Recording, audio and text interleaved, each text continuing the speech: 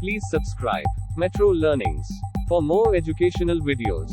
जय हिंद बच्चों, इस वीडियो में हम डिस्कस करेंगे इंडियन पॉलिटी का पावर शेयरिंग का सेकंड पार्ट। और सेकंड पार्ट में हम समझेंगे कि बेल्जियम और श्रीलंका में जो हमने कम्युनिटी के बारे में पढ़ा है उसको आगे बढ़ते हुए देखेंगे कि वहाँ पर क्या कुछ हुआ, उसके बाद वहाँ की राजनीतिक, सामाजिक और आर्थिक स्थितियाँ कैसे बदली, सरकार ने डिसीजन क्या लिए। क्योंकि हमें पता है बेल्जियम में भी अलग अलग भाषा को मानने वाले लोग थे और श्रीलंका में भी अलग अलग भाषा को मानने वाले लोग थे। तो पहले हम श्रीलंका की स्टडी करते हैं।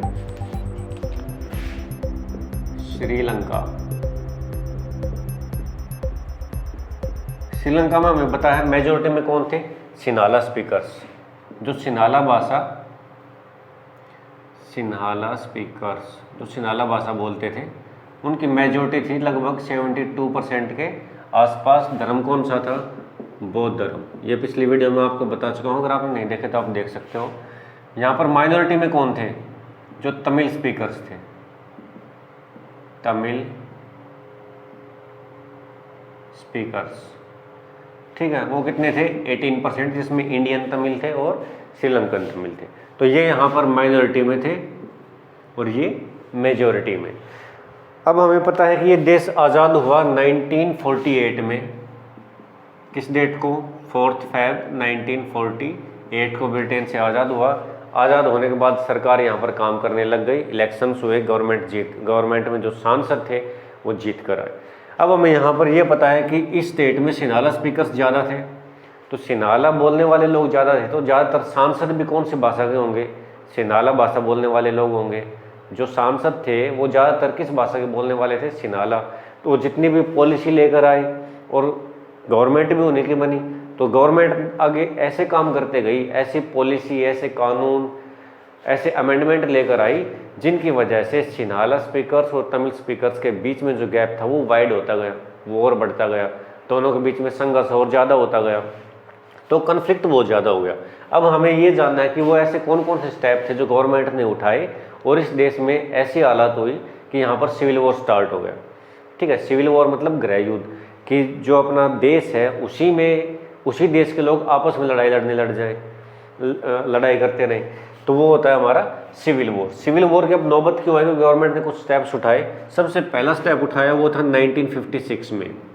1956 में क्या एक्ट लेकर आई? एक Sinhala only act. Sinhala only act, ये कानून लेकर आई। इस कानून में क्या था कि स्टेट यानी कि जो श्रीलंका है वो किस भाषा में काम करेगा, उसके जो गवर्नमेंट ऑफिसर्स हैं, जो ऑफिसेज हैं, कोर्ट हैं, सरकारी कार्यालय, दस्तावेज, उनकी भाषा क्या होगी? उनकी भाषा होगी सिन्हाला। यहीं से दिक्कत स्टार्ट हो गई कि जो तमिल स्पीकर्स थे उनको सिन्हाला नहीं आ रही अब। ठीक है, तो अब यहाँ पर दिक्कत ये हो गई कि तमिल जो लोग हैं वो काम कैसे करेंगे, क्योंकि वो सिन्हाला को जानते नहीं हैं, बोलना नहीं जानते, पढ़ना नहीं जानते, लिखना नहीं जानते, समझते नहीं हैं। तो फिर वो जो दस्तावेज बनेंगे, उनके जो डॉक्यूमेंट्स बनेंगे, वो सिन्हाला लैंग्वेज में, उनको पढ़ेंगे क्या, उनको समझेंगे क्या? तो ये काफ़ी दिक्कतें आई। तो सबसे पहला जो स्टेप उठाया गवर्नमेंट ने वो था 1956 का सिन्हाला ओनली एक्ट, जिसमें सिन्हाला भाषा को श्रीलंका की ऑफिशियल लैंग्वेज घोषित किया गया, राजभाषा घोषित किया गया। ना तो तमिल को रखा गया, ना किसी और लैंग्वेज को। ठीक है, अब इसके खिलाफ तमिल के जो लीडर थे, तमिल भाषा बोलने वाले लीडर थे, उन्होंने काफ़ी संघर्ष किया। उन्होंने बहुत सरकार को चेताया भी, आपत्ति जताई कि ये आपने गलत स्टेप उठाया है, इसके साथ साथ आप तमिल को भी ऐड कीजिए, लेकिन सरकार ने उसको नकार दिया। सरकार लगातार कौन से काम कर रही थी? जो सिन्हाला लैंग्वेज है उसको बढ़ावा दे रही थी और जो बौद्ध धर्म है उसको बढ़ावा दे रही थी। अब जाहिर सी बात है कि जब सरकार का ही एक धर्म हो गया, जब सरकार एक धर्म को ज़्यादा मानने लगती है और दूसरे को तवज्जो नहीं देती है, तो दूसरे धर्म के मानने वाले लोग भी उसके खिलाफ खड़े होने लगते हैं। ठीक है, और खड़ा होना भी चाहिए। इसके बाद दूसरा स्टेप गवर्नमेंट ने क्या किया? 1958 में राइट्स हो गए, वहाँ पर दंगे। राइट्स कैसे हो गए कि 1956 में जो एक एक्ट लेकर आए उसे तमिल कम्युनिटी काफ़ी नाराज़ थी। अब हमें पता है कि श्रीलंका में जो तमिल कम्युनिटी है वो श्रीलंका के नॉर्थ पार्ट में है और ईस्टर्न पार्ट में है। तो नॉर्थ पार्ट में एक डिस्ट्रिक्ट है जिसका नाम है जाफना डिस्ट्रिक्ट, जिला है ये एक वहाँ पर। ठीक है। वहाँ पर जो मेजोरिटी है वो किन की थी, तमिल लोगों की थी, और माइनॉरिटी कौन थे, छिनाला स्पीकर्स थे। तो ये इस एक्ट से नाराज होकर इन्होंने क्या किया, तमिल लोगों ने जाफना में जितने बौद्ध मंदिर थे, जितने बुद्धिस्ट टेम्पल थे, बुद्धिस्ट टेम्पल को जलाया गया। जो बौद्ध धर्म के अनुयायी थे उनको मारा गया, पीटा गया, उनके घरों में आग लगाई गई। इसका रिस्पॉन्ड करते हुए श्रीलंका की गवर्नमेंट ने वहाँ पर क्या किया, अपनी आर्मी को भेज दिया। और आर्मी जब वहाँ पर गई तो उन्होंने शांति को बनाए रखने की कोशिश नहीं की, बल्कि जो तमिलियन लोग थे उनके खिलाफ खड़ी हो गई, उनको मारा गया, उनको पीटा गया, उनके भी घर जलाए गए। तो दोनों कम्युनिटी क्या हैं, आपस में एक दूसरे के खिलाफ खड़ी हो गई। तो 1958 में क्या हुआ, दंगे स्टार्ट हो गए। ठीक है, उसके बाद एक पॉलिसी लेकर आई गवर्नमेंट 1970 में, और ये पॉलिसी थी एजुकेशन के ऊपर और जॉब्स के ऊपर, एजुकेशन एंड जॉब्स के ऊपर पॉलिसी लेकर आई। और उस पॉलिसी में कुछ उन्होंने ऐसे प्रावधान किए जो सिनाला के फेवर्स में थे और तमिल्स के फेवर में नहीं थे, सिनाला के फेवर में थे और तमिल के अगेंस्ट में थे। तो यहाँ पर जो तमिलियन कम्युनिटी है उन्होंने आवाज़ उठाई और वो काफ़ी नाराज़ हुए कि सरकार ये कैसी पॉलिसी लेकर आई है जिससे हमें नुकसान हो रहा है और सिनाला स्पीकर्स को फ़ायदा हो रहा है। तो 1970 में ये था। ठीक है, एक फोर्थ लेकर आई 1977 में, लेकर तो क्या आई, या 1977 में जनरल इलेक्शंस हुए वहाँ पर, जनरल इलेक्शंस। अब जो तमिलियन कम्युनिटी है वो काफ़ी नाराज़ थी और बहुत सारी पार्टियां बनी हुई थी, लेकिन उनके सांसद हैं वो काफ़ी कम थे, क्योंकि उनकी संख्या कम है उस देश में, तो सांसद भी काफ़ी कम थे। तो ये कई पार्टियां थी जो अलग अलग बना रखी थी इन्होंने। ये सारी पार्टियां एक ही बैनर के नीचे आ गई, सारी मिल गई आपस में और एक पार्टी बना ली। उस पार्टी का क्या नाम है, TULF। TULF की फुल फॉर्म क्या है, Tamilian United liberation front, Tamilian United liberation front. और इस पार्टी ने चुनाव लड़ा, और इस पार्टी ने चुनाव लड़ा तो ये पार्टी कई सीटें जीती। और कौन से एरिया में जीती, जहाँ पर तमिलियन कम्युनिटी थी, एक तो श्रीलंका के नॉर्थ में और एक श्रीलंका के ईस्ट में। श्रीलंका का जो नॉर्थ और ईस्टर्न पार्ट है वहाँ पर ये पार्टी कई सीटें जीत गई। ठीक है, अब ये पार्टी जब जीत गई तो इनके पास थोड़ी पावर आई ना कि सांसद ज़्यादा हो गए, तो पावर आई। दूसरा, जो तमिल भाषा बोलने वाले जो जवान लोग थे, ठीक है, उन्होंने अपना ग्रुप बना रखा था, उनके भी कई ग्रुप थे, उन्होंने क्या कर दिया, आर्मी के ऊपर अटैक कर दिया। तो जो तमिल यूथ थे उन्होंने क्या किया, आर्मी के ऊपर अटैक कर दिया। आर्मी को शायद 10-12 जवान उन्होंने उस टाइम पर मार दिए थे। अब आर्मी के ऊपर जब अटैक किया तो आर्मी चुपचाप थोड़ी ना बैठेगी, आर्मी ने फिर उनके ऊपर अटैक किया और बहुत सारे तमिल यूथ थे उनको मारा गया। तो ये कन्फ्लिक्ट आ रहा और काफ़ी टाइम चलता रहा। तो ये हो गया आपके 4 पॉइंट।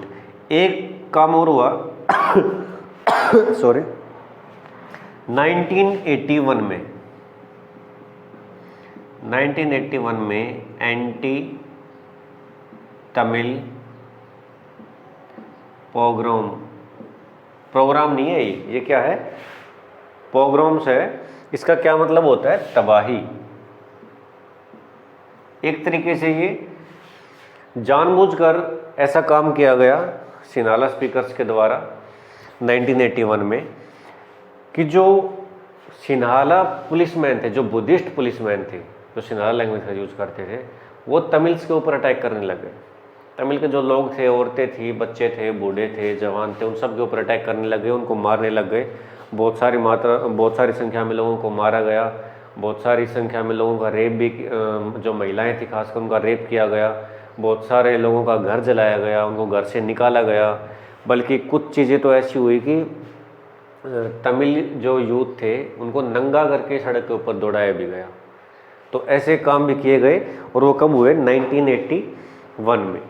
और ये ज़्यादातर कौन से डिस्ट्रिक्ट में हुए, जैसे जफना डिस्ट्रिक्ट है, जैसे रतनपुरा है, और एक है कोलंबो आपका। ठीक है, जफना, रतनपुरा और कोलंबो, ये 3 डिस्ट्रिक्ट ऐसे थे जहाँ पर ये काम ज़्यादा हुए कि तमिल लोगों को ज़्यादा मारा गया, पीटा गया, उनके साथ बुरा बर्ताव किया गया।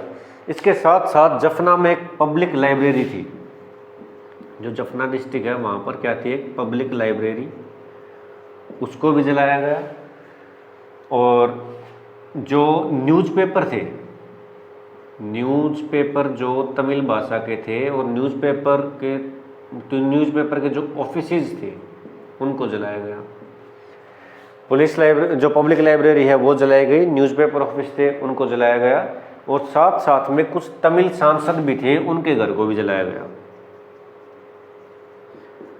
जो तमिल एमपी थे उनको भी, तमिल एमपी के जो घर थे उनको भी जलाया गया। तमिल एमपी को नहीं, तमिल एमपी के जो घर थे उनको भी जलाया गया। ये काम किसके द्वारा किया गया? बुद्धिस्ट पुलिसमैन के द्वारा, कि जो पुलिस में काम करने वाले लोग थे उन्होंने ये काम किया। अब यहाँ पर देखिए बार बार कुछ ऐसे काम हुए हैं कि दोनों कम्युनिटी आपस में एक दूसरे के खिलाफ खड़ी हो गई। 1956 में शिनाला ओनली एक्ट, जिसमें शिनाला भाषा को ऑफिशियल लैंग्वेज घोषित किया गया। 1958 में दंगे हुए किस डिस्ट्रिक्ट में? जाफना डिस्ट्रिक्ट में, और बुद्धिस्ट टेम्पल हैं उनको पहले जलाया गया। बाद में फिर जो बुद्धिस्ट लोग थे उन्होंने तमिल लोगों को जलाया, मारा, पीटा, घसीटा, उनके घरों को जलाया गया, घरों से निकाला गया।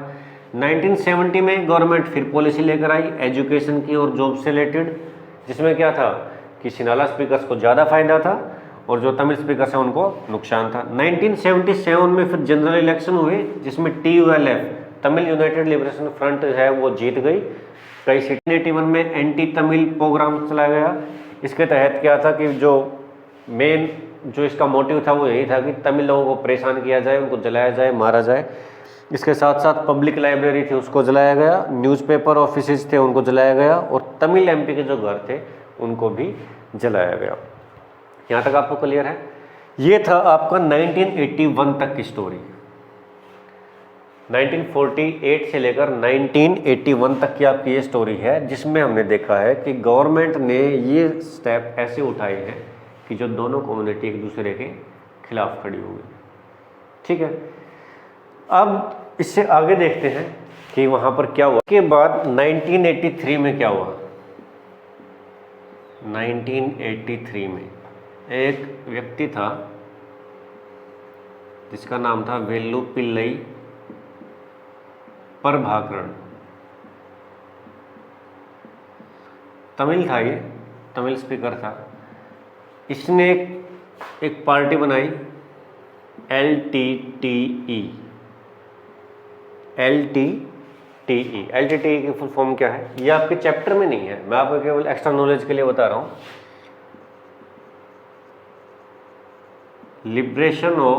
लिबरेशन टाइगर्स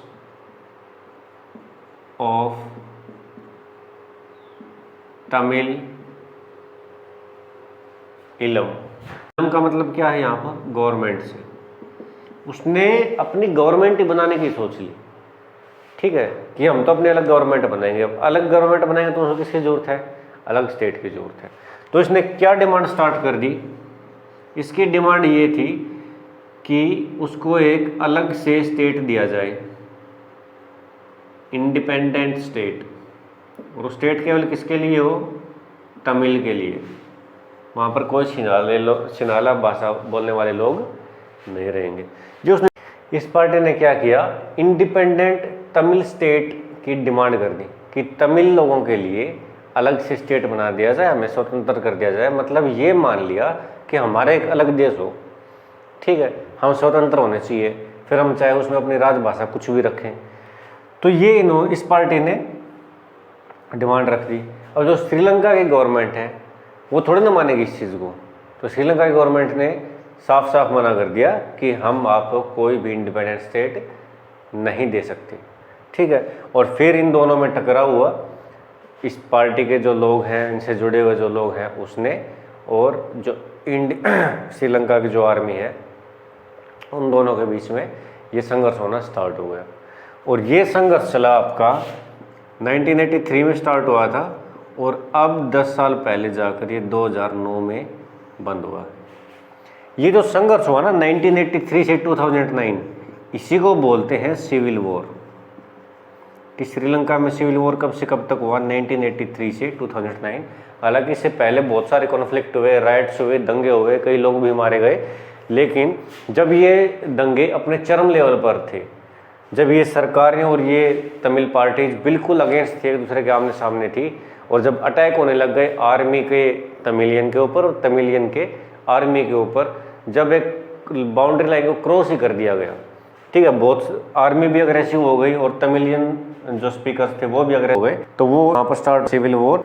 और इस वॉर के दौरान जो श्रीलंका की आर्थिक स्थिति है और जो सामाजिक संबंध थे वो बिल्कुल ही चरमरा गए थे। श्रीलंका की इकोनॉमी बिल्कुल डूबने लग गई थी, क्योंकि इन दंगों में बहुत सारी सरकारी संपत्ति का नुकसान होता था, काम धंधे जो उद्योग थे वो सारे बंद हो गए थे लोगों में, और जो बाहर के जो इन्वेस्टर हैं वो भी यहाँ पर पैसा नहीं इन्वेस्ट कर रहे थे, क्योंकि जब आंतरिक शांति ही नहीं है तो बाहर के लोग यहाँ पर पैसा क्यों लगाएंगे। तो इस देश में इन्वेस्टमेंट भी नहीं थी, यहाँ पर फैक्ट्रीज भी नहीं थे, रोज़गार भी नहीं थे, एजुकेशन की हालत है वो काफ़ी ख़राब थी, हेल्थ फैसिलिटीज़ हैं वो भी नहीं थी। तो श्रीलंका है वो सिविल वॉर में फंस गया, लेकिन लास्ट में 2009 में आकर इस पार्टी के ऊपर आर्मी ने कब्जा कर लिया, इस पार्टी को बिल्कुल डिमोलिश कर दिया, इसके जो मेंबर थे वो मार दिए गए, और जो ये मेंबर था विल्लुपिल्लई प्रभाकरन, इसको भी मार दिया गया, ठीक है। और यहाँ पर अंत हो गया, इसको मारा गया कौन से सन में, 2009 में ही। इसके मरते ही फिर ये हो गया कि LTT है वो डिजोल्व हो गई, उसके कोई सदस्य नहीं रहे, जो कुछ बच्चे कुछ सदस्य थे उन्होंने भी ये मान लिया कि ठीक है अब हम अलग से इंडिपेंडेंट स्टेट की मांग नहीं करेंगे। तो सिविल वॉर ख़त्म हो गया 2009 में, और आज श्रीलंका कई मामलों में भारत से कहीं ज़्यादा आगे है, केवल कितने साल में, 10-12 साल में ही। कई इकोनॉमिक डेवलपमेंट हुए, कई आर्थिक सुधार हुए, लेकिन अभी पिछले हम कुछ साल से देख रहे हैं, और ख़ासकर इन दिनों में तो हमने देखा है कि श्रीलंका की हालत कैसी हो रही है। वहाँ के जो प्रेसिडेंट हैं, प्राइम मिनिस्टर हैं, वो रहे ही नहीं, अब तो उन्होंने अपना इस्तीफ़ा दे दिया, उसकी गवर्नमेंट नहीं रही। तो अब वहाँ पर भी जो पॉलिटिकल कंडीशन है वो काफ़ी वीक हो चुकी है। अब पता नहीं उस देश का फ्यूचर आगे कैसा है कैसा नहीं है। वहाँ पर जो पेट्रोल के दाम हैं वो भारत से कहीं ज़्यादा बढ़ गए, बिजली की तो इतनी ज़्यादा डिमांड थी, लेकिन वहाँ पर जो सप्लाई करने वाले हैं वो नहीं थे, चीज़ों के दाम बढ़ गए, जो सब्जियां हैं, फ्रूट्स हैं, उन सब के दाम बढ़ गए, इन्फ्लेशन बहुत ज़्यादा हो गया, महंगाई बिल्कुल बहुत ज़्यादा हो गई, शायद हाइपर इन्फ्लेशन हो गया श्रीलंका में। तो श्रीलंका के अभी हालात काफ़ी बुरे हैं, लेकिन कुछ साल पहले 2009 के बाद और अभी 2-3 साल पहले तक श्रीलंका है वो काफ़ी अच्छी ग्रोथ कर रहा था, भारत के कंपैरिजन में तो बहुत ज़्यादा अच्छी ग्रोथ कर रहा था। तो ये था आपका श्रीलंका के बारे में। इसमें हमने देखा कि कुछ गवर्नमेंट एजेंसीज़ हैं, कुछ फॉरेन एजेंसीज़ हैं या कुछ NGOs हैं, उन्होंने एस्टिमेट लगाया कि इस सिविल वॉर के दौरान लगभग कितने लोग मारे गए। तो कुछ एजेंसी बोलती हैं कि 40,000 लोग मारे गए, कुछ बोलती हैं कि 1 लाख के आसपास लोग मारे गए, और एक एजेंसी ने दावा किया कि यहाँ पर लगभग 1,40,000 लोग मारे गए। तो अब हमें एस्टिमेट फिगर नहीं पता है एग्जैक्ट की। आपको बता दूँ वहाँ पर सिनाला वो तो खैर स्टार्टिंग से राजभाषा थी, ऑफिशियल लैंग्वेज थी, और तमिल भी आज के दिन श्रीलंका की राजभाषा है। सारा विवाद किसके ऊपर था, केवल इन भाषाओं के ऊपर था। अगर वहाँ की गवर्नमेंट ये करती कि जिस समय पर सिनाला को ऑफिशियल लैंग्वेज घोषित किया गया उसी समय पर तमिल लैंग्वेज को भी ऑफिशियल लैंग्वेज घोषित कर देना चाहिए था, तो दोनों कम्युनिटी शांति से रहती। अगर उस समय पर श्रीलंका की गवर्नमेंट अगर धर्म के ऊपर भेदभाव ना करती, बुद्धिज्म को ज़्यादा बढ़ावा ना देती, तमिलियन को नीचे दबा कर ना रखती, उनको सप्रेस ना करती, तो दोनों सोसाइटी मिलजुल कर आपस में साथ रह सकती थी और उनका इकोनॉमिक, सोशल, पॉलिटिकल डेवलपमेंट काफ़ी अच्छा हो सकता था। लेकिन आज हम देख रहे हैं कि इन्होंने कितना नुकसान किया है। इन सालों में कुछ भी नहीं पाया है, खो बहुत कुछ दिया, बहुत सारे लोगों की जानें चले गई, बहुत सारी महिलाओं के साथ अत्याचार हुए, और ये देखा है हमने। Please subscribe Metro Learnings for more educational videos.